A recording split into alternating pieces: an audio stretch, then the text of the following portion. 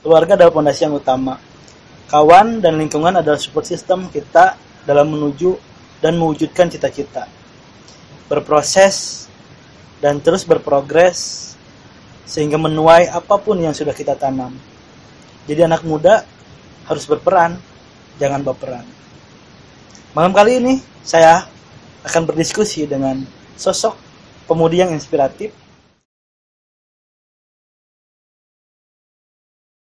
sukses dalam menyelesaikan pendidikannya di S2 dengan IPK 4 di usia muda.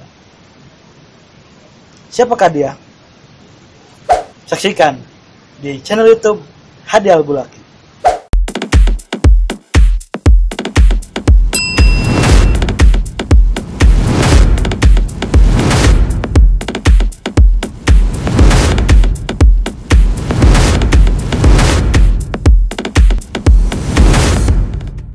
Assalamualaikum warahmatullahi wabarakatuh. Kembali lagi di channel saya Hadi Al-Bulaki. Kali ini saya kedatangan tamu. Kedatangan tamu salah satu pemudi yang sukses di dunia pendidikan, yaitu Teh Eka. Gimana kabarnya Teh Eka? Alhamdulillah baik. Gimana nih Kak Hadi? Alhamdulillah saya juga baik. Teh Eka gimana? Bisa memperkenalkan diri dulu nggak gitu kepada para penonton saya, penonton saya untuk apa ya, lebih mengenal Teh Eka? Ya. Terima kasih kesempatannya Kak Hadi. Halo semuanya, perkenalkan nama saya Eka Nur Cahya, biasa dipanggil Eka. Lahir dan dibesarkan di Purwakarta. Tapi selama 6 tahun saya menuntut ilmu di Bandung dan akhirnya tahun 2020 saya kembali lagi di Purwakarta dan ingin berniat untuk mengebarkan dan berbagi pengalaman di Purwakarta. Dan hari ini suatu kesempatan berharga banget. Bisa bertemu dan berkolaborasi bersama di YouTube Kak Hadi Al-Bulaki. Nah, ngomong-ngomong tentang Teh Eka, saya banyak banget apa nih? Nyari-nyari tahu lah siapa. Wah, itu. Stalker kayaknya nih. Eka Nur Cahya ini. Ternyata beliau adalah salah satu anak muda yang berumur 23 tahun kemarin ya, yang berhasil menyelesaikan S2 di mana? Di Universitas Pajajaran, jurusan Kebijakan Publik. Kebijakan Publik dengan IPK 4. Wow, keren. Nah, ini saya akan ngobrol-ngobrol nih tentang ya sejauh mana sih Teh Eka memakai tips dan trik untuk menaklukkan sebuah kata orang lain sih. Bukan kata orang lain ya, kata saya pribadi, kalau di umur 23 tahun itu saya lagi galau-galau. Teh Eka ini udah wisuda S2 gitu. Gimana nih tipsnya? Iya, saya sih megang prinsip kayak semua orang tuh punya prosesnya masing-masing, punya timing yang masing-masing. Dan kebetulan alhamdulillah saya diberikan kesempatan oleh Allah untuk melanjutkan studi. Jadi saya lulus SMA itu tahun 2014. Ya, di mana tuh SMA-nya? Saya di SMP 1 Purwakarta, SMA 1 Purwakarta, lulus tahun 2014. Saat itu teman-teman Vibes anaknya semansa kan tahulah kayak gimana, kayak studi itu emang bener-bener kita tuh circle-nya kayak semuanya 80% melanjutkan studi kan. Dan kebetulan saya diskusi sama orang tua dan disupport sama orang tua serta keluarga untuk melanjutkan studi S1. Kebetulan waktu itu iseng kayak berawal dari iseng dan seneng gitu, kayak wah jurusan apa nih? Akhirnya saya memilih S1 di Universitas Pendidikan Indonesia, jurusan Pendidikan Kewarganegaraan. PKN ya? Iya, jalur SMPTN undangan waktu itu. Jadi kayak keren. Yang lain SMPTN-nya itu uji ataupun apa ya, memilihkan, kalau ini diundang.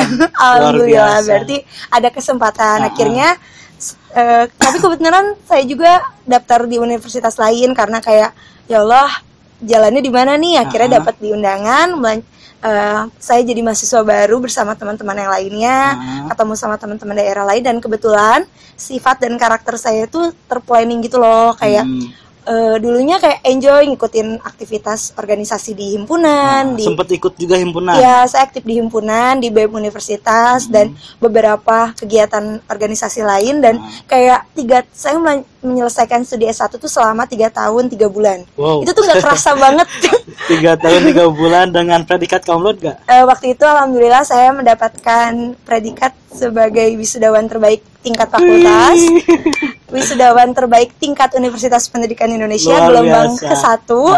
Dan waktu itu mendapatkan suatu kesempatan berharga banget, saya menjadi perwakilan wisudawan untuk memberikan sambutan di depan rektor dan seluruh wisudawan S1, S2 dan S3. Keren. Usia berapa tuh? Waktu itu usianya berapa ya? 21 tahun. 21 tahun gue ngapain ya? Waktu itu saya wisuda satu angkatan tuh, kita tuh ada 95 orang. Dan waktu itu wisudanya kita cuma berempat dari satu angkatan. Oh, berempat. Cuman 4 orang dalam satu angkatan. Dan kebetulan alhamdulillah banget, ini bener-bener di luar dugaan dan rezeki banget dari Allah. Dapat predikat seperti itu kayak gak nyangka banget. Karena waktu itu teman-teman perlu diketahui, aku tuh anaknya jarang banget serius. Hobinya kegiatan himpunan ataupun aktivitas lainnya sampai nongkrong ataupun ketemu sama teman-temannya sampai jam 1 malam. Kayak bukan anak belajar banget. Capruk gitu. Gak sih? Ih, capruk banget. Kayak kalau teman-teman deket aku tahu, aku tuh capruk banget, jarang, bukan yang belajar serius. Ya Allah, bukan aku banget kalau yang belajar serius. Cuman aku tuh orangnya terplanning semuanya. Jadi menyelesaikan skripsi selama 4 bulan. Itu tuh 4 bulan tuh ada momen di mana dosen pembimbing satu aku itu di tengah perjalanan skripsi aku sakit. Itu dosen pembimbing ke-1, waktu itu kebetulan beliau sakit jantung. Jadi sempat terjeda dulu. Itu tuh 4 bulan ada jedanya loh. Terus jeda yang kedua apa? Dosen pembimbing kedua aku umroh kan 10 hari ya. Terus jeda ketiga aku liburan dulu ke Lombok selama 10 hari. Itu 4 bulan tuh ya gue harus enjoy gitu. Nah, kalau nggak ada jeda, berapa waktu yang dibutuhkan oleh TEK untuk menyelesaikan skripsi? Kayaknya kalau waktu efektif ya. Waktu efektif tuh kayaknya cuma 3 bulan gitu loh. 3 karena bulan aja ya. Start skripsi itu adalah di bulan September. Itu tuh sambil aku ada kegiatan lain. Jadi aku nggak fokus ke skripsi doang loh itu. Jadi aku ada aktivitas lain selama 3 bulan selesai. Januari tanggal 22. Aku tuh inget banget sama momen ya. Semuanya ya, Kak Hadi kayaknya kalau bisa ngelihat, aku tuh 2014 sampai detik ini setiap aktivitas aku catat. Jadi kayak apapun yang aku lakuin, apapun yang hal sederhana yang aku lakuin, apapun itu aku selalu catat. Itu bisa menjadi tips ya? Iya, karena apa? Jadi memorable gitu loh, kayak wow, ternyata gue tuh selama 2018 atau 2017 gini loh, gini-gini. Jadi kayak setiap tahun tuh aku ada refleksi. Udah ngapain aja. Dan harus melebihi hal yang iya, terjadi. Betul. Kayak hidup tuh dibawa enjoy tapi punya target gitu. Hidup itu dibawa enjoy tapi punya target. Nah, ngomong-ngomong S1-nya nih. Menarik nih S1-nya. S1-nya dengan 3 tahun, sekitar 3 tahun 3 bulan lah. 3 bulanan ya. Iya. Nah, pas kuliah itu fokus di akademisi, kuliah aja, atau punya kegiatan di organisasi, atau punya kegiatan bisnis kah, atau gimana? Ya, jadi pas lagi S1 tuh kayaknya kalau bisa dibilang presentase ya, presentase aku belajar tuh kayaknya cuma 40% deh. Dan aku anaknya deadliners. Ya mohon maaf, prokrastinasi yang selalu menunda-nunda itulah aku. Beda sama temen-temen geng depan yang belajarnya penuh serius, itu geng-geng depan. Tapi prestasi boleh diadukan lah. Aku tuh anak geng belakang, yang hobinya kalau ini tidur. Aku teman-teman kosan aku kayaknya tahu, aku tuh kosannya jadikan base camp tidur karena nyaman banget, karena aku selalu ingin membuat vibes ternyaman di kosan aku. Jadi kalau teman-teman mau nyari tempat tidur silahkan ke kosan aku. Dan aku selalu nyetok makanan. Jadi teman-teman senang kalau ke kosan. Jadi kalau yang lain kan kalau belajar pusing. Andai saya punya teman di Jakarta kayak gitu. Iya. Jadi kosan aku selalu jadi base camp karena aku menjunjung tinggi fasilitas ternyaman untuk kehidupan. Ya semuanya harus enjoy kan. Betul. Nah, untuk organisasi nih di S1 nih ya, di UPI ya. Iya, di UPI. Organisasi apa aja yang udah THK ikuti? Saya adalah bagian dari Himpunan Mahasiswa Civics Hukum. Itu tuh selama dari kaderisasi sampai lulus itu bener-bener anak HMCH banget. HMCH. Iya. Dan waktu itu sempat ikutan di BEM tingkat univ di Kementerian Pendidikan, karena dari fakultas pun dari jurusan pun aku tergabung di bidang pendidikan. Jadi emang senangnya di pendidikan. Dan pas lagi di kementerian juga Kementerian Pendidikan, dan aktif di unit pers dan penerbitan loh. Itu ada UPP namanya. Jadi nggak kaget ya masuk dari desa.com sekarang. Ini udah enjoy aja. Unit pers dan penerbitan. Kebetulan waktu itu di bagian untuk dirjen pendidikan dan pelatihan. Jadi aku biasa seneng sama teman-teman yang lain ngerekrut anggota baru, terus kayak bikin event-event kegiatan gitulah. Luar biasa, keren sekali. Emang kalau acara sampai malam, dari pagi sampai malam tuh udah biasa gitu loh. Jadi kayak kalau belajar terus pusing. Bener banget. Mahasiswa itu kalau belajar terus ya setelah lulus juga mau ngapain gitu. Aku kalau bisa dibilang aku anak kura-kura. Kuliah rapat. Kayaknya kuliahnya cuma berapa persen deh rapatnya terus. Tapi kan dari rapat itu mungkin bisa membangun komunikasi betul. Terus punya link ke sana kemari dan sehingga mengantarkan THK hari ini.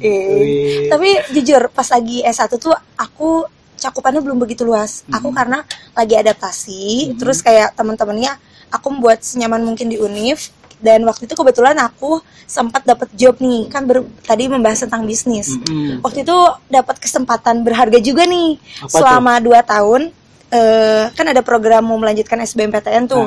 Karena sifat aku yang cerewet dan seperti ini, aku direkrut dan dipilih selama 2 tahun berturut-turut untuk menjadi pendamping SBMPTN. Iya, jadi anak-anak SMA yang mau melanjutkan ke perguruan tinggi itu selama 6 bulan stay di hotel, dan mereka itu semua program intensif SBMPTN aku yang ngurusin. Jadi kayak mau daftar kemana, mau jurusan apa, ngehubungin ke orang tua, yang nentuin. Semuanya aku yang backup. Jadi kayak SBMPTN univ mana, passing grade berapa, kayak udah wah, selama 2 tahun udah. Terus anak-anak yang sekarang yang dulu dibina sama THK sekarang udah pada lulus. Wah, sekarang ada yang udah lulus kedokteran, ada yang udah jadi akmil, wah udah pada keren-keren sekarang. Ini calon Ibu Menteri.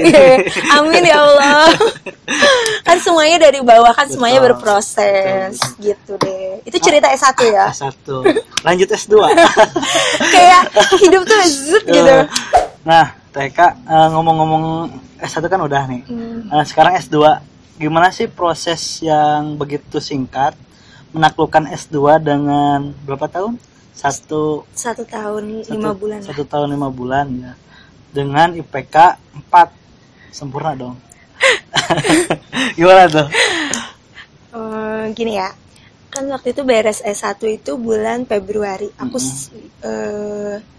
wisuda itu 22 Februari 2018. Maret, udah menyambut Maret kan. Terus kayak Maret tuh aku setelah berdiskusi sama orang tua berniat untuk melanjutkan studi, dan alhamdulillahnya ada rezeki. Terus kayak beneran nih mau studi, ditanya dulu karena orang tua aku tuh nggak pernah apapun pilihan anaknya itu yang terbaik gitu loh. Terus akhirnya karena aku udah nggak punya adik dan kakak aku sudah berkeluarga semua, akhirnya oke, berarti mama bisa dan keluarga aku bisa support, bisa mensupport. Terus karena keluarga aku juga tahu aku anaknya terplanning, kayaknya udah beresin duluan nih, kayak udah baru masuk S2 juga kayak udah pada punya feeling ini anak kayaknya bakalan cepat lagi. Terus ya udah bismillah, akhirnya Maret langsung aku daftar S2. Jadi kayak cuman hitungan aku jeda 2 minggu doang, kayak 2 minggu tuh aku gak belajar sama sekali. Aku langsung ikutin prosedur untuk daftar S2. Jadi kalau ditanya gabutnya berapa lama, 2 minggu. Gabut 2 minggu aja. Kayak 2 minggu bingung mau ngapain gue. Lanjut. Oke. Itu tuh gabut 2 minggu, terus kayak ya udah gue daftar S2 ceritanya. Daftar S2 akhirnya galau lagi nih mau UGM atau Unpad, karena aku kayaknya nggak bisa masuk UI, kayak nggak nyampe gitu. Akhirnya aku milih antara UGM atau Unpad sesuai dengan kemampuan aku kan. Akhirnya karena mama bilang jangan jauh-jauh lah, nanti susah pulang. Yang kemarin-kemarin juga susah pulang. Iya, kayak kemarin-kemarin juga super sibuk, masa sekarang mau sibuk lagi gitu. Akhirnya aku bilang aku S1 tuh jarang pulang. S2 berniat, aku berarti memilih untuk yang lebih dekat dan berniat untuk lebih intens untuk pulang. karena untuk keluarga kan. Akhirnya bismillahirrahmanirrahim aku memilih Universitas Pajajaran. Cuma satu-satunya univ yang aku pilih dan ikutin prosedur untuk seleksi. Jadi di Unpad itu ada TKBI kayak TOEFL gitu, ada TKA kayak TPA gitu, dan ada tes wawancara. Tes wawancaranya mengenai apa? Itu adalah proposal tesis. Jadi sebelum diterima di Unpad, aku udah wawancara.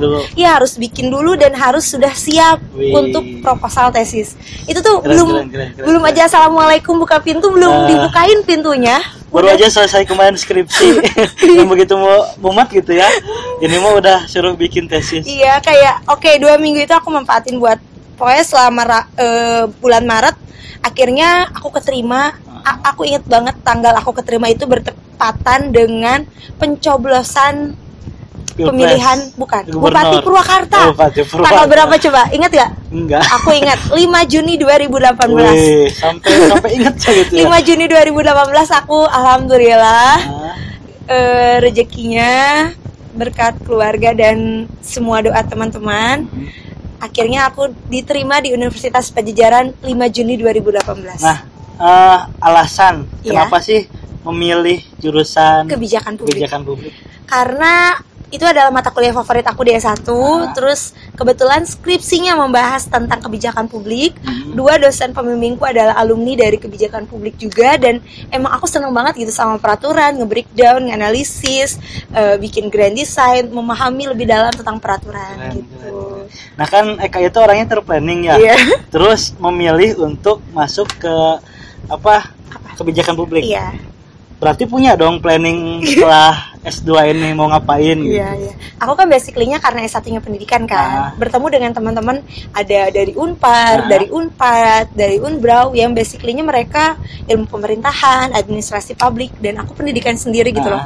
Kayak oke, aku masuk ke zona terbaru, keluar dari zona nyaman. Teman-teman aku waktu itu kebetulan melanjutkan studi lagi S2 di UPI karena agar sama kan. Iya. Aku dan satu lagi teman aku dia masuk ke S2 ilmu politik. Aku di UI ya, teman aku S2 ilmu politik di UI dan aku S2 kebijakan publik di Unpad. Kita berdua ini keluar dari zona nyaman, mencari vibes terbaru, terus kayak oke, aku punya planning. Bismillahirrahmanirrahim, aku pengen menjadi analis kebijakan gitu lah. Dan akhirnya melewati proses S2 yang begitu singkat, itu nggak kerasa banget ya, tolong. Ya ini ya, nggak nyangkanya itu. Kamu kan pertama kan wanita gitu ya, dengan batas ya banyak keterbatasan lah, kayak keluar malam kan ada ketakutan juga dan lain sebagainya. Terus bisa menyelesaikan hal-hal yang kata orang lain berat dengan 3 bulan ya? Aku studinya itu belajarnya selama 2 semester. Jadi di Unpad itu belajarnya 2 semester. Semester ketiga itu aku mulai tesis. Jadi sekitar 1,5 tahun lah aku sampai lulus. Tapi waktu itu alhamdulillahnya, ini bener-bener alhamdulillah lagi, aku beres belajar di kelas. Proses pembelajaran di kelas itu aku bulan Mei. Aku langsung daftar Jabar Innovation Fellowship. Nah, itu. Aku 2019 mencari pengalaman networking yang luar biasa sekali, bertemu dengan orang-orang hebat. Karena aku merasa aku dulu pengalamannya belum sehebat teman-teman, belum sehebat yang lain. Akhirnya aku 2019 memberanikan diri untuk memasuki instansi pemerintahan tingkat tingkat provinsi. Dan itu saingannya ratusan orang ya? Saingannya 793 orang. Dan terpilih? Dan alhamdulillah terpilih. Dari berapa orang tuh? Dari 30 orang. Dari ratusan orang terpilih 30 orang, dan salah satunya orang Purwakarta. Sampurasun. Tapi nggak banyak orang yang tahu ya. Iya, aku karena itu tuh momennya aku sambil tesis, aku sambil ada kerjaan juga, menjadi bagian dari kelas kerja sama Magister Kebijakan Publik Unpad dengan pemerintah daerah. Terus aku sambil kegiatan lain, dan for your information, selama S2 aku setiap minggu pulang untuk keluarga. Itu keluarga adalah fondasi utama. Iya, teman-teman aku tuh udah tahu pasti aku hari Jumat malam karena aku ada kelas kan. Pasti beres kuliah, mau jam berapapun itu aku pasti pulang. Jadi Jumat malam aku udah pulang ke Purwakarta. Sabtu Minggu aku selalu di rumah. Bener-bener di rumah, setiap minggu aku pulang. Jadi kayaknya kosan tuh cuman cuma dipakai buat kuliah doang, karena sisanya aku bersama keluarga. Wih, S2 lebih dekat dengan keluarga. Iya, jadi mengobati. Setelah S2 akan berkeluarga. Amin, amin ya Allah. Nah, ngomong-ngomong S2 nih, Iya. tips seumuran Eka yang 23 tahun, yang kemarin wisudanya 23 tahun, apa sih motivasinya gitu? Motivasi ya. Kalau berbicara tentang motivasi, semua orang punya mimpi, semua orang punya keinginan terbesar dalam hidupnya, apapun itu. Yang pertama, aku tuh ingin mencari lingkungan terbaik. Kebetulan teman-teman terdekat aku adalah support system aku banget. Sampai aku tuh ada temenan yang sampai udah 8 tahun, 9 tahun, 10 tahun. Ada pula teman aku yang support aku banget dari kecil. Jadi kayaknya nanti kalau nikahan gengnya banyak deh.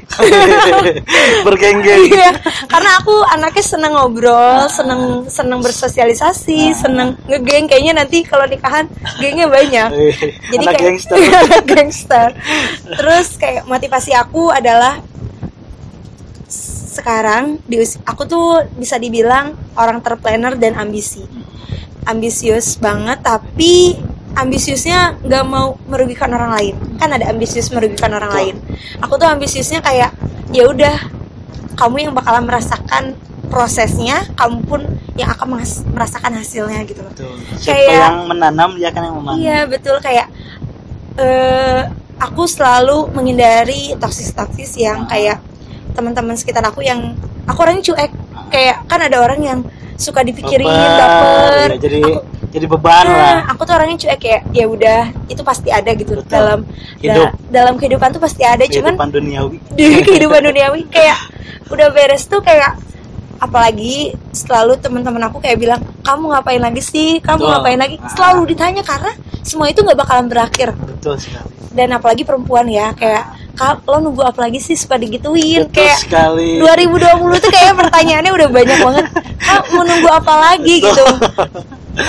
Pendidikan selesai, pekerjaan punya, Alhamdulillah. tinggal apa isi kayak sendiri.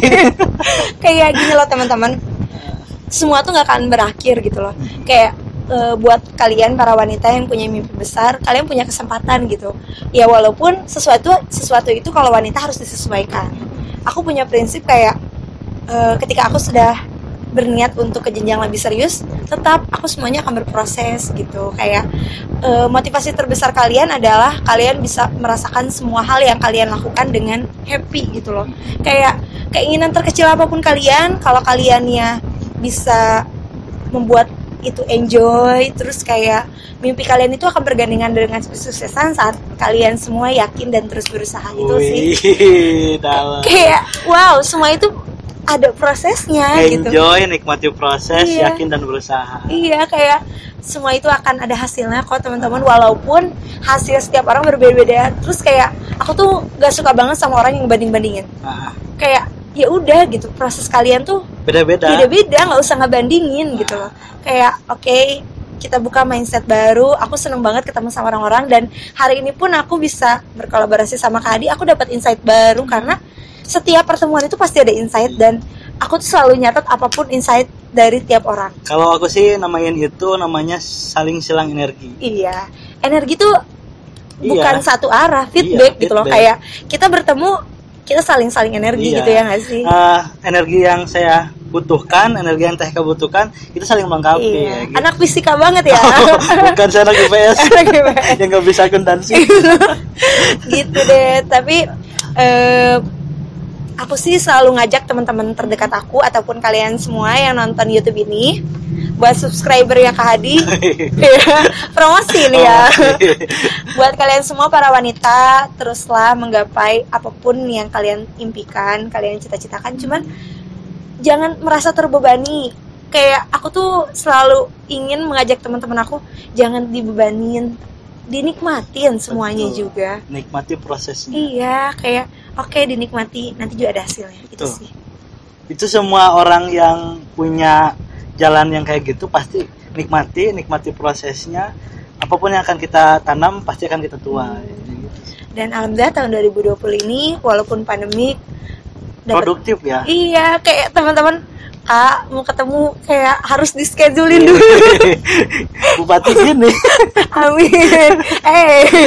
Iya. Bupati Purwakarta. Kayaknya teman-teman aku udah tahu aku ngapain aja, jadi kalau mau ketemu tuh harus direncanain dulu. Terus kayak 2020 alhamdulillah aku dapat kesempatan menjadi asisten beberapa dosen. Dan dapat kesempatan di dinas, di kementerian, dan hari ini pun bisa berkolaborasi bareng startup keren, terus kayak komunitas Pena dan Lensa. Iya. Dari desa.com dan beberapa startup lain. Iya, dan startup lain yang alhamdulillah teman-teman aku semua, jadi aku menyambut baik, menyambut dengan hangat dan siap untuk bekerja sama, saling ya, konsepnya saling, mindsetnya saling. Jadi kayak oke, buat kalian semua kita berkolaborasi bersama, karena sekarang tuh anak muda harus berinovasi dan berkolaborasi. Bukan persaingan lagi. Iya, udah nggak ada zamannya persaingan lah. Kita itu sekarang udah kayak harus memupuk rasa kolaborasi antar komunitas, antar manusia gitu. Karena di industri 4.0 ini tuh pentahelix tuh benar-benar kepake banget. Tuh. Jadi ada konsep pentahelix tuh ya kerasa banget gitu. Kayak aku kemarin selama 2019 di instansi pemerintahan, tapi aku juga bisa berkomunikasi dan melakukan kolaborasi dengan teman-teman aku lain yang di bidang swasta, di bidang media, di bidang hal-hal lain. Jadi dapat insight-nya banyak banget gitu. Dan itu bisa mengajak orang lain bertemu dengan orang lain. Jadi ajang silaturahmi diri kita juga. Betul. Gitu. Walaupun saat ini pandemik, virtual adalah solusi terbaik. Nah, setelah Teh Eka wisuda nih, terus diam di Purwakarta kan. Iya, itu bener-bener jalan cerita Allah loh teman-teman. Kayak aku lulus 5 Februari 2020. Pandemi Corona adalah 13 Maret 2020. PSBB? Iya, itu 13 Maret. PSBB. Aku PSBB itu Senin ya. Jumat tuh aku masih di kampus sampai sore. Sampai jam 5:30 tuh aku masih di kampus. Senin tiba-tiba PSBB. Terus kamu kayak ini mah anugerah pandemi teh untuk aku di rumah aja bareng keluarga. Bener banget, kayak orang-orang kayak shock kan, karena aku belum dapat pekerjaan yang stay. Karena waktu itu juga di kampus kan lebih fleksibel. Aku anaknya nggak bisa cicing kalau kata istilah Sundanya. Nggak bisa cicing. 2019 aku bisa ngedatengin beberapa kegiatan. Satu hari itu pernah sampai 7 kegiatan. Dari pagi sampai malam. Jadi kayak strong. Ini penelitian tau gak sih, kayak waktu itu penelitian tesis, aku nyetir berangkat 2,5 jam, pulang 2,5 jam. Bener-bener aku nyetir sendiri, kayak gue strong gitu. Wanita tuh harus kuat. Kayak keren. Iya, harus dinikmatin. Terus gitu. Sekarang Teh Eka kegiatannya apa aja? Wah, sekarang kegiatannya aku virtual. Dari pagi sampai malam. Cuman aku bagi waktu sih kayak sekarang kan aku melanjutkan bisnis keluarga aku. Itu menarik tuh, bisnis keluarga juga di Umban. Jadi pagi-pagi sekarang aku dikasih kesempatan sama keluarga aku untuk mengelola bisnis. Jadi semua pengeluaran, pendapatan, semua apapun sampai budgeting hal-hal terkecil, sampai untuk memberikan fee untuk pegawai juga aku yang ngelola sekarang. Manajer. Jadi sekarang aku marketing lihat kan status WA saya setiap hari. Update status nasi uduk legend. Iya, nasi uduk legend Purwakarta. Kalau teman-teman pengen ngerasain kemana? Call me aja, tenang, lewat belakang kan. Di Sadang ya? Iya, posisinya di Sadang, dan itu tuh bukannya cuma 2,5 jam, tapi alhamdulillahnya kita bisa sold out sampai 250 porsi. Keren. Tepukan buat 2,5 jam. Jadi buat teman-teman mau nyobain nasi uduk legend, rekomendasi sarapan terbaik di Purwakarta.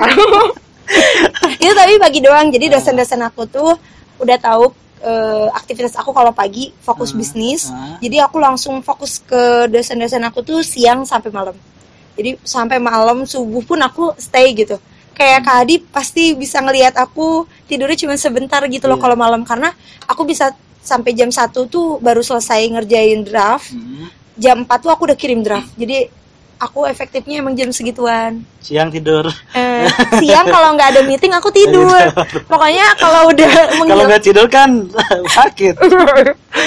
Iya, di rumah tuh ada hikmahnya di rumah. Terus kayak ngurusin hal-hal teknis mahasiswa, ngurusin nilai, terus ngurusin draft-draft ya. keren, Semua kajian lah lumayan lah sambil berproses. Betul. Dan doakan semoga tahun depan menjadi istri soleha. Kan cerita tahun depan nggak tahu. Ya itulah. Doakan saja pemirsa. Terima kasih TK, sangat menginspirasi malam kita hari ini. Iya, ini terima kasih banyak loh. Ini sebuah konsep yang first time lah aku diginiin malam-malam. Padahal ini saya punya konten ngeplog ngasal namanya. Jadi ngeplog ya apapun ngasal gitu. BTW ini nggak janjian loh. Nggak ini janjian. Hebat Anda bisa. Karena di balik layar ada Kang Bagus ini. Thank you buat semua tim. Sukses terus. Ada yang mau bertanya nggak? Iya. Silahkan. Apa? Izin bertanya. Iya. Dari gugus apa? Kakak dong. Oh, jadi gini. Gimana? Kan tadi udah dipaparin kalau misalkan udah mencapai S2 dalam semudah mungkin. Nah, pencapaian terbesar apa sih yang pernah dilaluin sama TK yang ngebuat itu tuh bener-bener wah ini pencapaian tertinggi banget gue nih. Kira-kira apa tuh?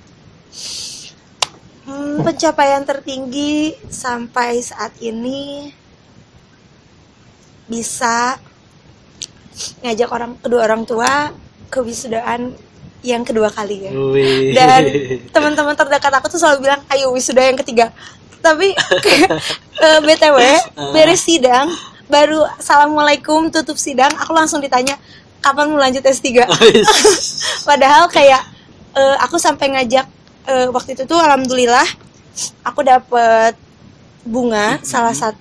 Jadi pas GS1 aku menjadi memberikan sambutan depan wisudawan. Pas GS2 aku bisa mendapatkan kesempatan untuk memberikan bunga kepada kedua orang tua. Jadi kalau di Unpad itu untuk momen wisudaan itu bener-bener hikmat banget. Pertama kali aku wisudaan di Unpad dan aku dapat kesempatan bisa memberikan bunga kepada kedua orang tua. Itu adalah pencapaian terbesar aku bisa membanggakan. Bisa langsung ketemu kedua orang tua, ngasih bunga dan orang tua tuh nggak tahu kalau ada momen itu. Jadi itu emang dikonsep sama bagian protokolernya untuk tidak memberitahu orang tua. Jadi aku udah dikabarin dari H-1, udah kita udah pagi-paginya udah ngobrol, terus kayak langsung ngasih ke kedua orang tua. Aku nyari tempat duduk, jadi orang tua tuh nggak tahu duduknya di mana. Pas lagi wisudaan, terus kayak semua pengorbanan orang tua tuh aku bisa kayak ngucapin terima kasih banget momennya di situ karena aku orangnya cuek gitu, kayak dapat bunga langsung ngomong ke kedua orang tua di depan kedua orang tua banget, langsung bisa disaksikan dengan orang banyak. Terus kayak itu adalah pencapaian terbesar aku karena semua ini adalah support dari orang tua. Itu sih. Jadi buat kalian semua, doa orang tua, doa keluarga, doa teman-teman terdekat kalian itu adalah sebuah kekuatan terbesar untuk mimpi-mimpi kalian. Fondasi hidup. Iya. Oke. Betul sekali. Keren sekali saya Kak. Cukup Gus. Jangan lupakan orang tua walaupun kalian sudah sukses. Betul.